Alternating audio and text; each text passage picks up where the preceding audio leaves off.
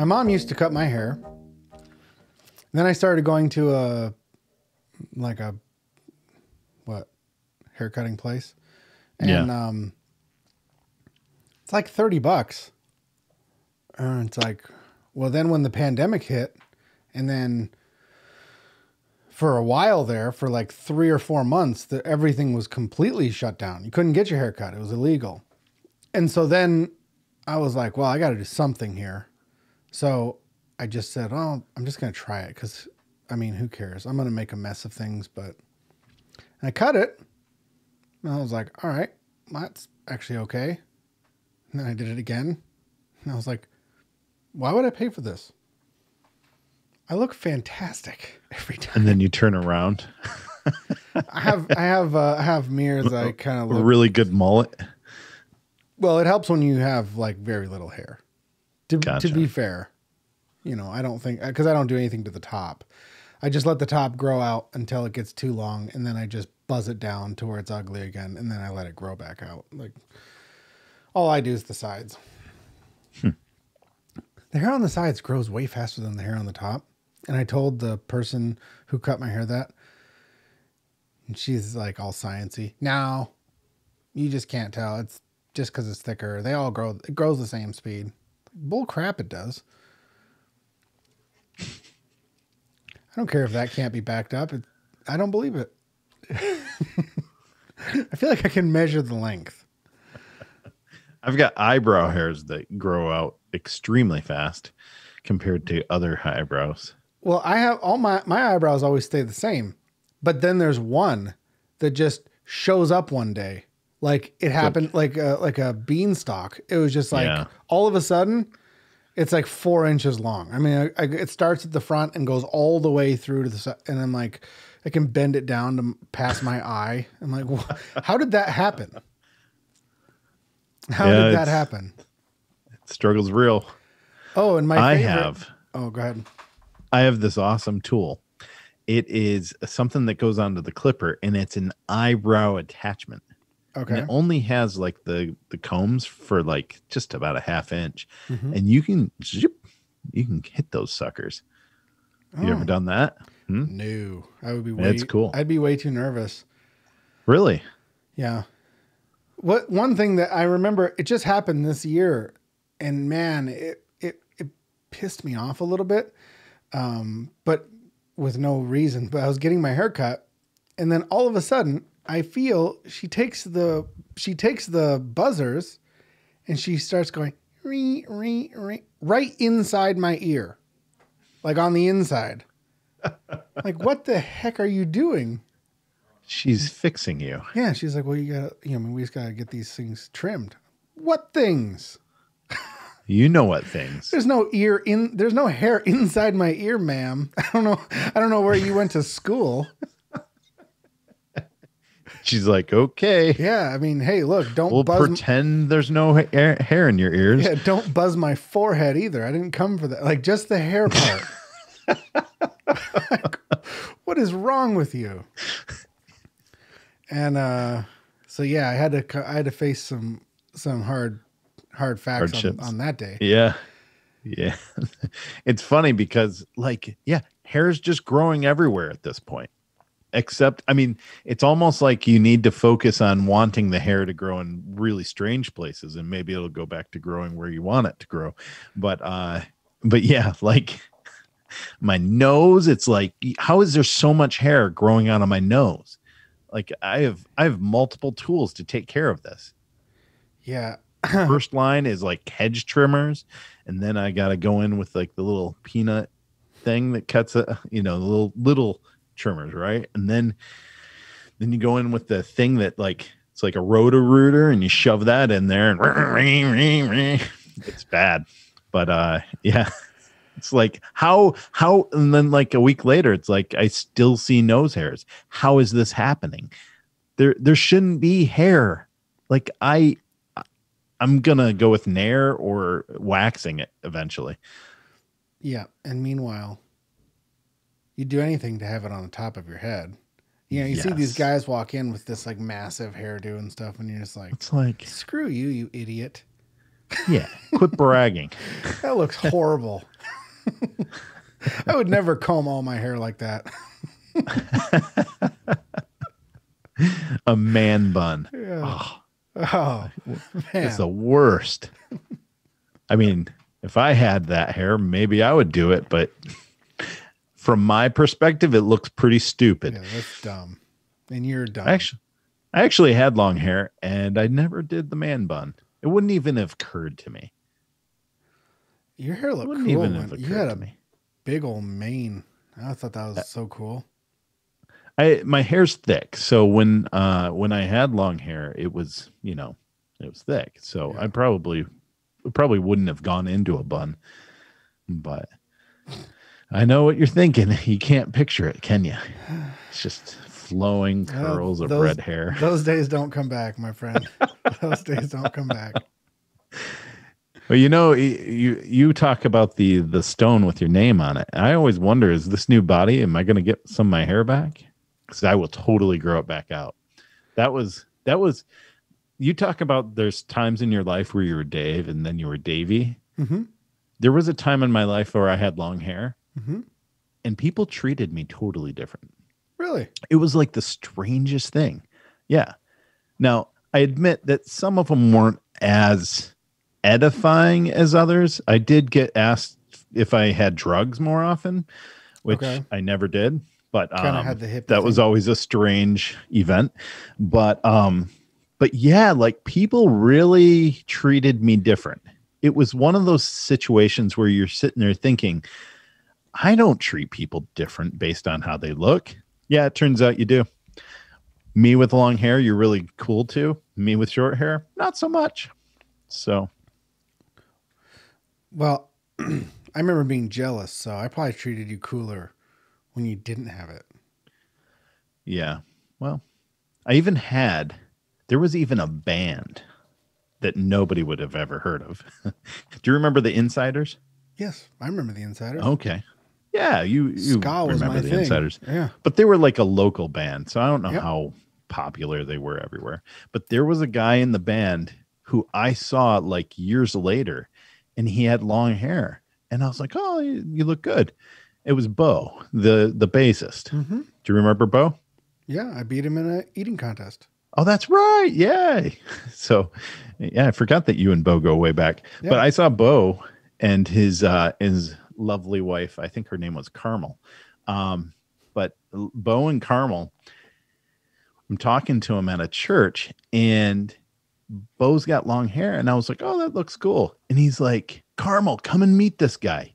And I'm like, meet me? Like I'm just a guy, right? Mm-hmm. And he's like, this is the guy who I grew up my hair because of him.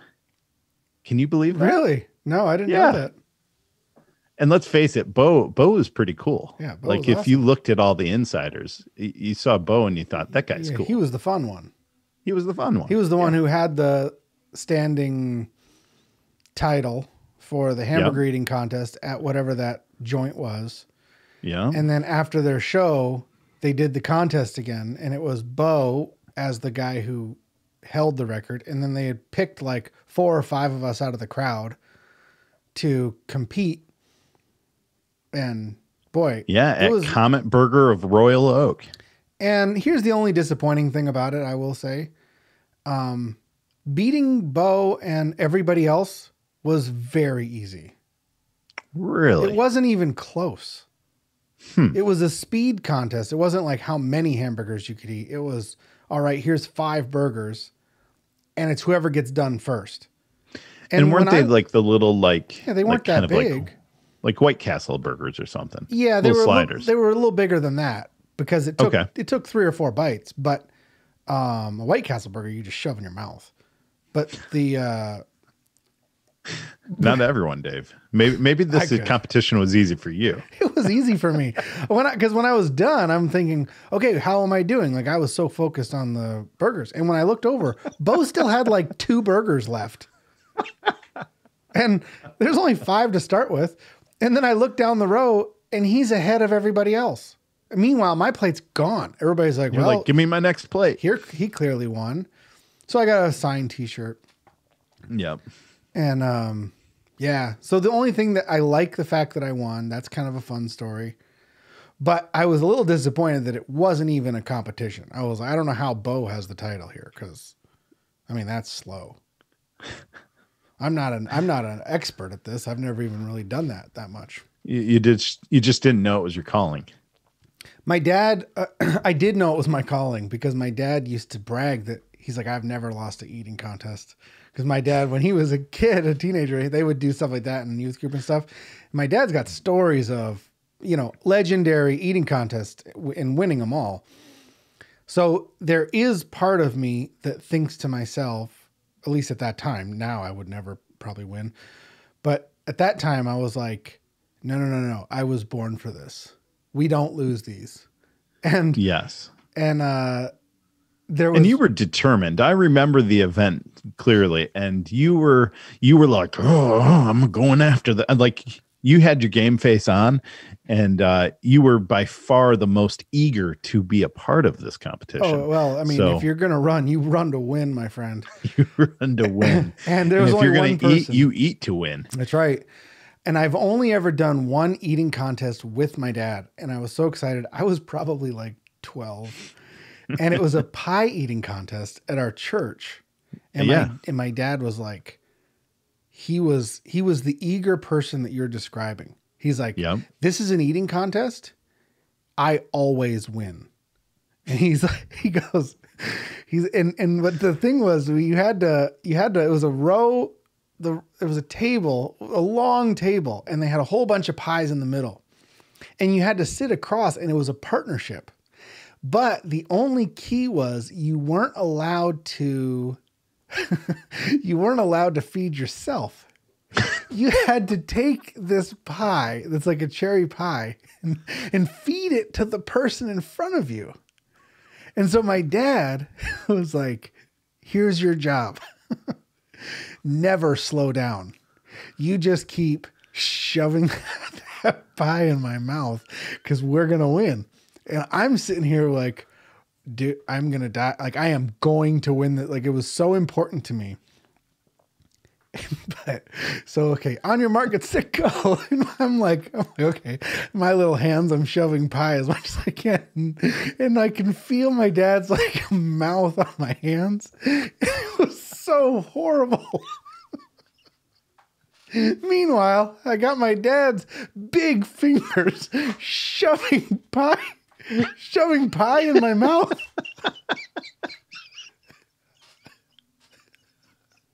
And the horrible experience of this for me, feeling my dad's tongue on my fingers and his fingers shoving pie into my mouth, it got overwhelming. And then we got less than halfway done, and finally it got to be too much, and I threw up in the pie in front of us. And then I looked at my dad, and my dad's face was, well, we can't win now.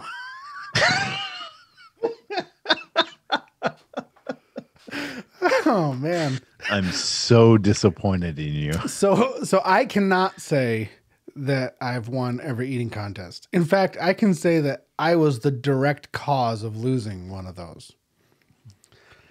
I don't know how other people didn't throw up. It was really terrible. Everything about it was terrible. Well, probably a lot of the people just like picked up the pie plate and just like, did it, just like shoved it in their face and let them like eat at it.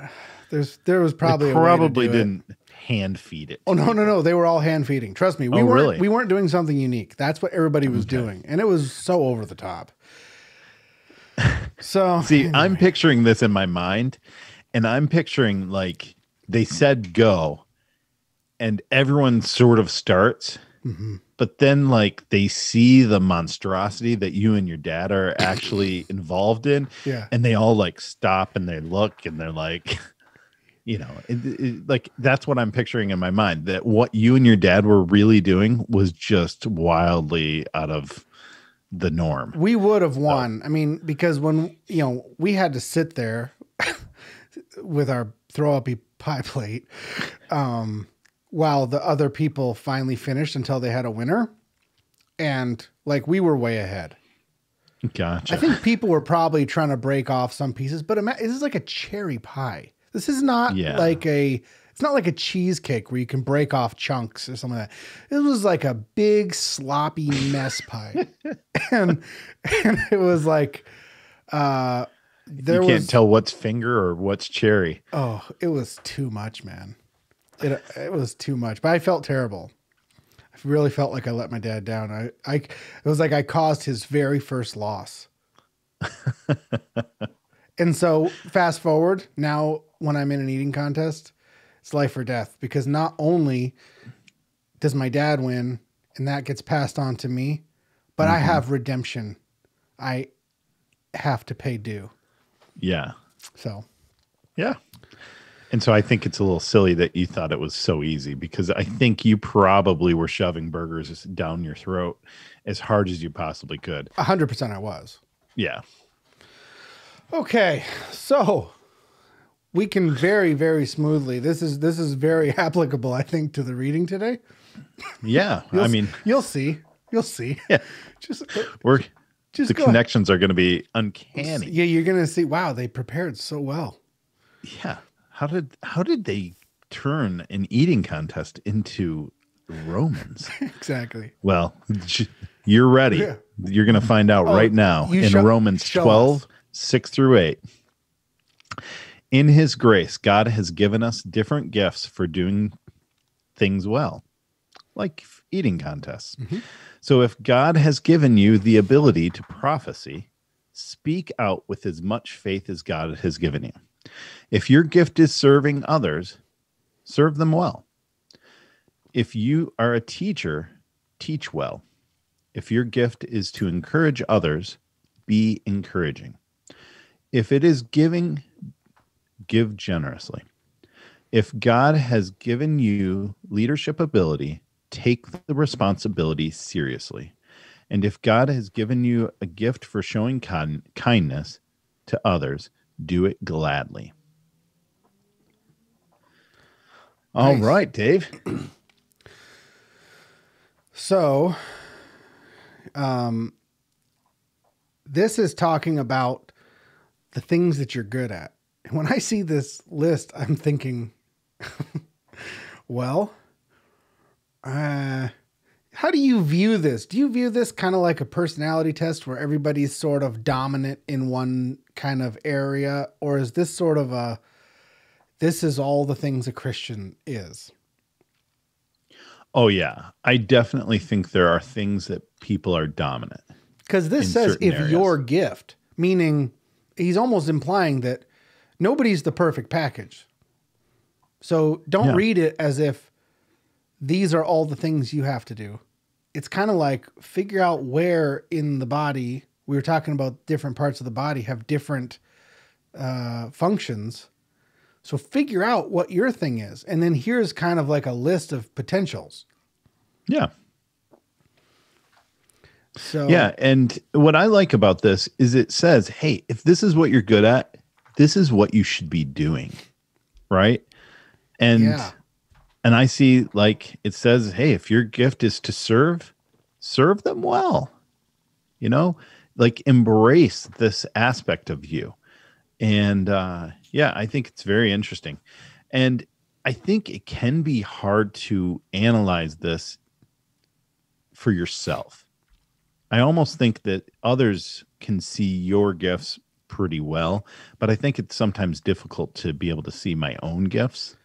Yeah. So, but when I read this, there are certain people that stick out in my mind. Mm-hmm. How about you? Yes, there are people that I will think about if I focus on them kind of individually. Okay, so looking at the list of sort of these gifts, the first one is prophecy. So where does your mind go with prophecy? Does it go to a person, or that one's a tough one? Yeah, And so I looked it up in a commentary, and it said the gift of prophecy, which is mentioned first, is being of a special value and importance. And it was a gift inspired by the utterance, not of necessity in the way of prediction. So it's not always telling the future, but also especially for edification, exhortation, and comfort, which I thought that was cool, and for convincing, and for making manifest secrets of the heart. So it's not just telling the future, it's maybe God talking to us and helping you as a Christian comfort others, or seeing something more in someone. Maybe they have a secret in their heart and God gives you a hint at what that might be. Seeing the root of, like hearing something or seeing something and understanding sort of the root of it all and being able to articulate and point that out, which can be convicting. It could be comforting to somebody who really is lost, but it could be convicting to somebody who's maybe sneaky or hiding. I always think of Nathan, the prophet, who went to David and said, hey, you got this guy who's got one little tiny sheep, and then another guy who's got a whole flock of sheep. And the guy who had a whole flock went and stole the one single one that the person had. What do you think of that? And David, of course, is like, oh, I'll kill him. And then Nathan's like, gotcha. Guess who's the person with all the sheep? Lots of sheep, you. And so that was a prophet, but he wasn't predicting the future. He was predicting the past. But he was like, he had insight that, nobody else had, because David was very effective at covering it up, or so he thought. The pastor, Mark Driscoll, would claim that he has this gift as well. Okay. And he says that comes in handy. There have been times where he was having like counseling sessions with people, or marital counseling. And there's been times where God sort of put on his heart, hey, this is the situation that's happening here. And so he claims that he'll just come out and say, God's telling me that you're doing this. And, wow. And he says it more often. I mean, he says that it's always on, and that it helps the process of going through the counseling, because they feel like they can now shed that secret. And so it's kind of an interesting. I haven't heard too many people share something like that. My brother Joel might have it. He has gone up to people because he's felt like he's had a word from the Lord about them. And he's walked up to strangers and asked them. He doesn't ever say, as a prophet of God, I'm telling you this. But I remember hearing a story where he was in the airport and he saw this lady at Starbucks. And he walked up to her and said, hey, I'm really sorry to bother you, but I just wanted to ask you, are you, and I don't remember what his exact question was, but it had to do with, are you hurting and getting over a loss, or did you just lose someone? I mean, it was something specific enough that my brother just felt like that person that you see in front of you is behaving whatever he could perceive because of this reason. And so he went up and asked her, and she was like, no. And then my brother was like, oh, okay, I'm so sorry. He's like, that's fine. And he walked away, and he's like, well, you never know. And then like 10 or 15 minutes later, she walked back up to him and she was in tears. Because what he said was exactly what she was dealing with.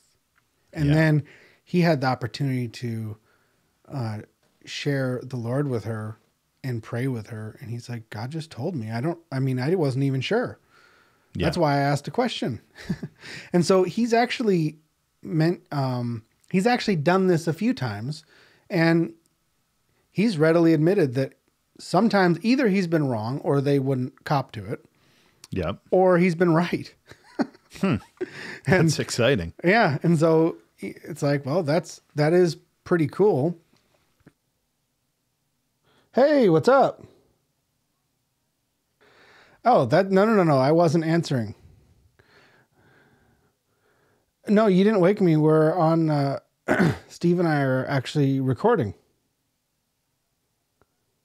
Oh no. No, it's okay. You're on the phone with me and Steve. So live on the Good Race live Show? on the Good Race Show. What an honor. Really? Really? Hi, everyone. You can, I don't think you can hear Steve, but Steve can hear you. Can you hear me? It's really Steve. Oh my, I feel like I'm meeting someone famous. Hi, Steve. Oh my gosh, it's so nice to meet you on the phone. Nice to meet you. Yeah, I'm sorry to interrupt you guys. Dave, you're putting me. we were recording like the very best part of the show. It was the part that was we worked up for about 45 minutes, a carefully constructed plan to the final conclusion. And then just before I said the thing that was probably going to push someone over the line, we hear I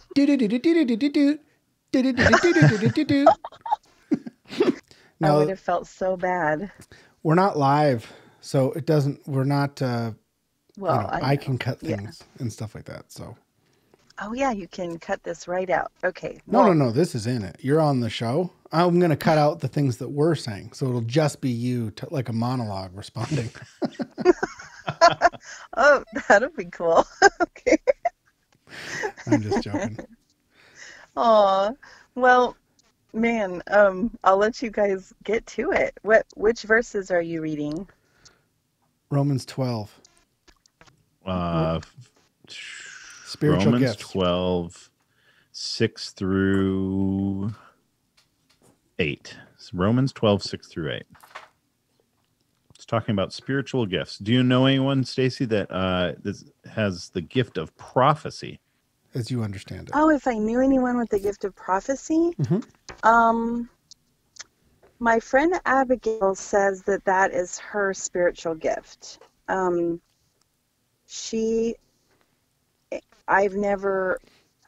It's not prophecy like the prophets of old, but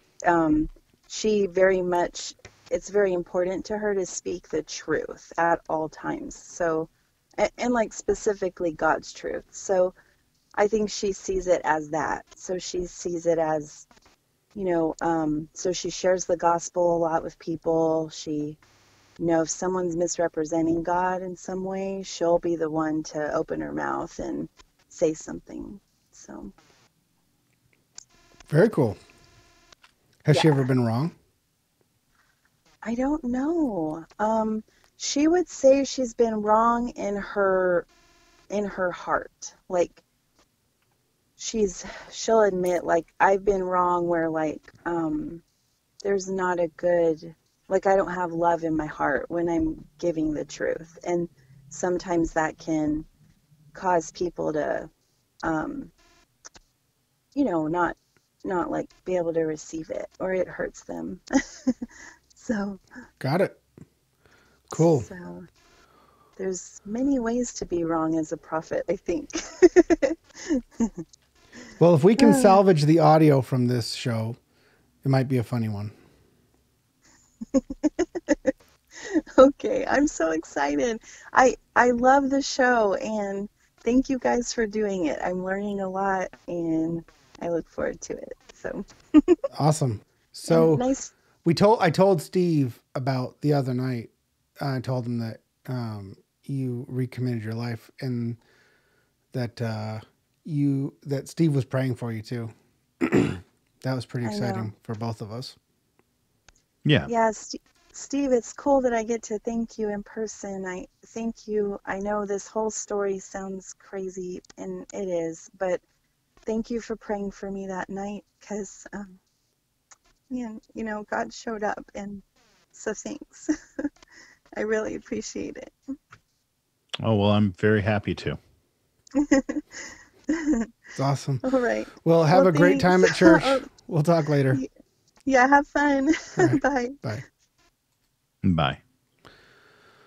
So, all right, let's go down the list and see if we can think of anyone that sort of falls into this category. Okay. Serving others. When you think of serving others, can you think of anyone that's good at that? 100%. The person I've seen be the most serving is my dad. Okay. And I don't mean in the way of serving his family and he was so good to all of us that he loves. My dad will be so eager to serve that it can be almost awkward.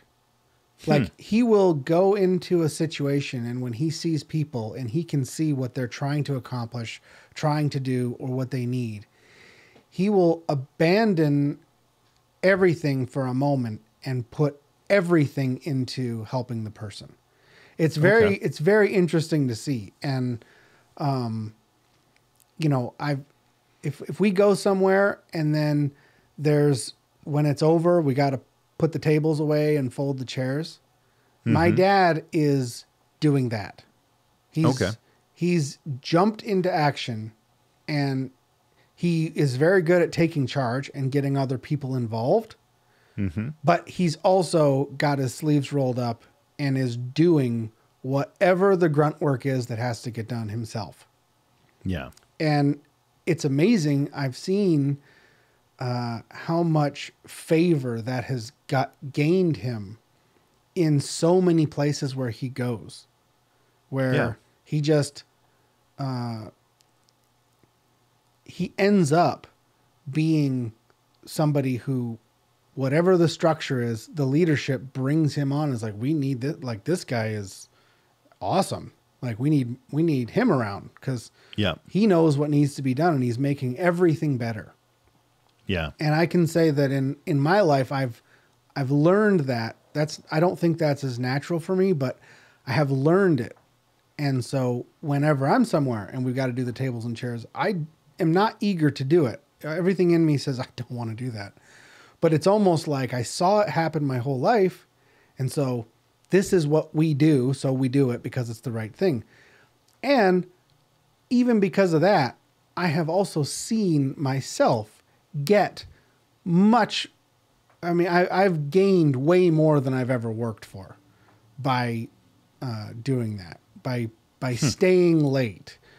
You know, I did a job where we had to dress up in costumes all day and we got paid for this event. And then everybody went home and I stayed and packed up the truck, not going to get paid. They ran out of space. So I offered my vehicle to drive to their shop. They were like, "We can't pay you." I was like, "Ah, it's fine. I'm in it. I'm just chilling with you guys." These are like the employees of where I was contracting. Yeah. That parlayed into so much work with that company that I would have never gotten if I had just gone home. Yeah. So, but my dad for sure with serving. Okay. Yeah. I think of my wife, Sarah. She is always looking for ways to be helpful and a servant to everyone around her. I mean, it's baked into her nature. That is great. And do you see it changing other people? Like do you see them responding to it? Well, I mean, my wife is the type of person that, I mean, I've never met anyone that has anything negative to say about my wife. She's just... That's the one thing I don't like about her. She's universally liked.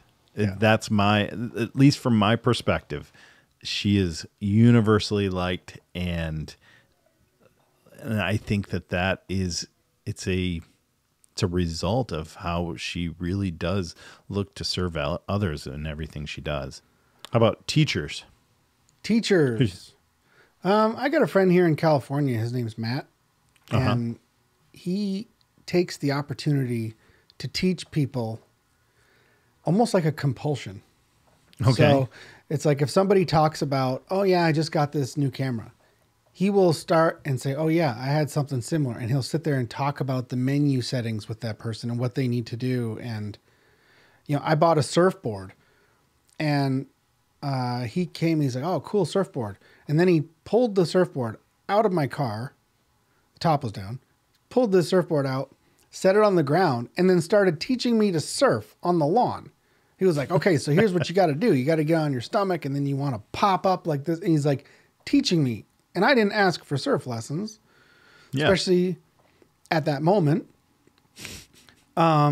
But I just see the guy is a natural teacher. I mean, he does have it broken down, and what he has to say is very good information.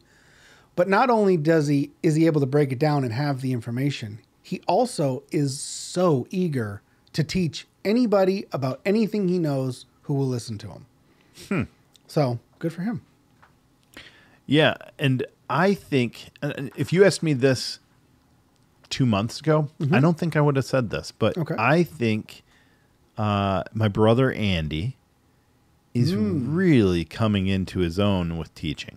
And it's something that I probably would have never noticed because he's my little brother, right? Right. But watching, he's doing his own show. Andy walks with me, and we've had him on the show, but I'm watching it, and it's like he really is doing a great job of teaching the Bible. He's going through Matthew right now, and I'm just super impressed.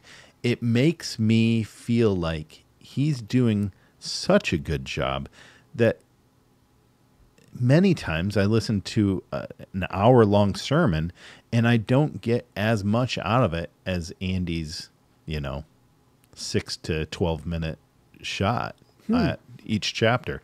I think he's doing a really good job, and I'm starting to think that maybe that's something that God has blessed him with. How about encouragement? So when it comes to encouraging, the person who comes to mind, like way ahead of everybody else, is Stacy. Okay. Just because she is so incredibly generous with her words, and it doesn't matter who she's with. She always has nice things to say, and she just always gives somebody something to take with them. And it's funny to watch how many people just latch on and are desperate for her attention, because she is so encouraging that after a conversation with her, you walk away feeling like you are way ahead of where you were before having that conversation. When I think of an encouraging person, I think of Mike Epley, who you knew for a long time. But man, that guy, you talk with him and he just only has encouraging things to say. It's like he's hardwired to just be an encouraging person. And it's so refreshing. It's funny because I feel like I could never do that. And I think it's great. I think of just this last Wednesday, I saw Mike and he mentioned this show, and he's like, Steve, you're doing such a great job. You and Dave, oh man, I just enjoy watching you guys.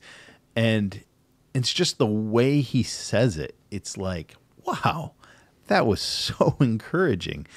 Well, Mike Epley was my very first friend. We were in first grade together, and he took karate lessons, and I was just a competitive person. And I remember telling him that, yeah, you know karate, but if it was ever a fight to the death, I would win. And then he was like, no way. If it was a fight to the death, I would win. So then we had this debate about if it was a fight to the death, who could actually kill the other person. And we were like, we got the whole class together, And well, we did it probably one at a time, but we went around the class asking who would win, me or Mike. And See, they all voted for Mike. oh, Oh, oh. And knowing Mike, I'm surprised he didn't just say, you know what, Dave?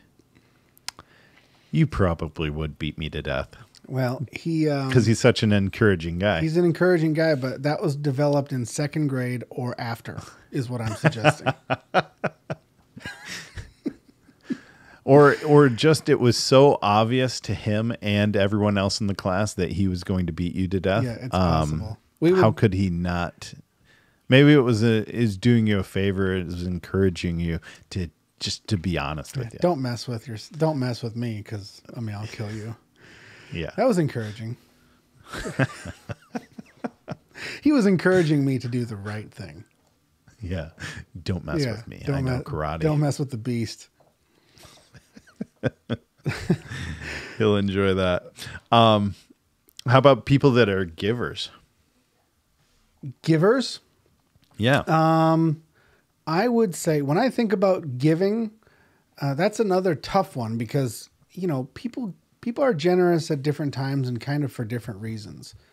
I would say that our family has a bit of a culture of kind of what's mine is yours. And my brothers, I know without a shadow of a doubt that I could call any one of my brothers and say, hey, you have something that I really need right now, and it doesn't matter what it is, they would give it to me. I don't have any doubt of it. I can't imagine them saying, well, I'm kind of light this month. No, they would probably even go into debt to help me if I were to actually ask them, because they are extraordinarily generous, just by nature. Yeah. And I think that's pretty cool to be living in with that kind of stuff around you. I've got 5 brothers. I was only talking about 4 of them, but those 4 I know I can count on. And we'll never know which one you weren't. Well, one of my brothers is only 14. Oh, so well, now we know. Yeah. It's funny you say that, because I was thinking of you when I think of someone that's generous. And again, it's kind of like I look at myself and I think, I can be generous, but it's not something that comes real natural to me. It's something that I have to actually think about, and I make a decision to be generous. Yep. And it's been my experience of you is that you will, it just kind of naturally, like you just think, well, why wouldn't I? And it's like, well, I can think of a handful of reasons why you wouldn't, but you've been generous with people in the past. Oh shoot. Now I want to change the one that was encouraging.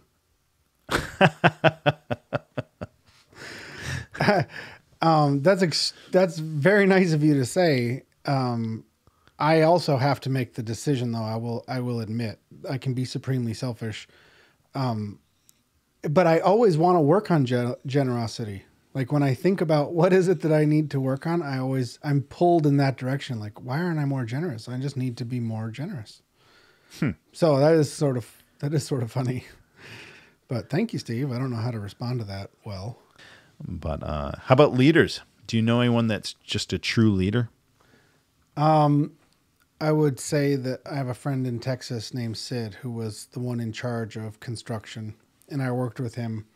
And I have seen him walk onto a job site with no authority, just walk onto a job site where there's a group of us all doing our best. And he just looks around, and then he just starts laughing and joking and then pointing out what needs to be done and saying, you should do it this way. You should do that. Then when you're done with this, you get over here and do that. And every single thing, without him ever asserting himself or doing any kind of a power move, he walks into a group of men and everybody just looks at him and just starts obeying. And it's like, wow. He's not bullying. He's not asserting any kind of dominance or power. He's not an intimidating guy. And it's not like he has any real dog in the fight. He just looks at it, sees what needs to be done, and then starts telling people what to do. And everybody's kind of like, yeah, that's what I want to do anyway. Perfect. Good. I have a job. And there's a guy I went to, there's a guy I went to high school with, and later we became friends after high school. But his name is Mike Jones, and Mike Jones, this guy, I mean, he was born to be a leader. This guy, he's similar to what you just described, Sid. He's the kind of person that he's not like overpowering or anything. He just has a vision for where things are supposed to go. And you want to get behind him and support him. But Mike, I mean, let's face it. I mean, the guy's probably running General Motors at this point. I think he's an executive there. But the guy, I mean, it wouldn't surprise me if just goes up through the ranks.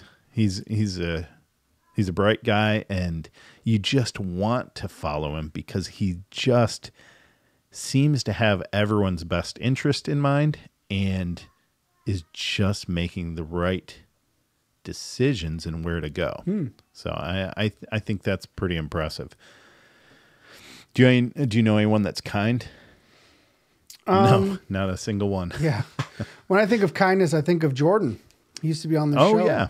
And he, I've lived with him now for going on 3 years. And it doesn't matter who he's talking to or what kind of a social situation he's in. He's always analyzing and thinking about the other person and imagining how they would receive what he has to say. And so if they wouldn't receive it well, he doesn't say it. Or if he has to say it, he's always trying to figure out how to say it in a way that they're going to really benefit. And, I've never seen him, the opposite of kindness is meanness. I've never seen him be mean or cruel at all to anybody. And I've seen when he's been in difficult times, trying to figure out how to be the kindest person about it. So he's the one that comes to my mind for that. I've got a buddy. His name's Mike Gibson. And Mike Gibson is, if you saw him, you would be shocked to find out how kind he is. Because you look at him, he's got a bald head, he's got tattoos all over his head and in his neck, and you look at him and you think that guy looks like a tough guy. He looks like you're not necessarily going to want to mess with this guy. But if you just saw him, like a picture of him, you might think that. But if you spend any time with him, it's like immediately obvious that he's just one of the kindest people in the world. It's good it's a good exercise though, to think about this list of gifts and try to imagine which one you want the most, I think, because I almost feel like whatever is the one you really want is probably the one that you have. Really? And so I feel like that. And so if that's what is compelling your heart, not in the sense of, well, I'm such a negative Nancy, so I really need to be better at encouraging and I'm going to focus on that. It's like, no. Imagine the best person that there is. Which one of these describes that? That's probably the one you have, because that's probably whatever your heart is like. My true self, if it was perfect, would exude one of these characteristics primarily. Yeah. Well, that's probably the one you're geared towards. So, go after that, because that's the one that's the most exciting anyway. That's very interesting. Yeah. And if you find out that you're actually an encourager and you are really trying to be the kind one, well, such is life. It'll all work its way out in the end. Yeah, it's fine. You know, oops, I was focusing on the wrong spiritual gift this whole time. Well, that's okay. But I think probably the one you want is the one you got.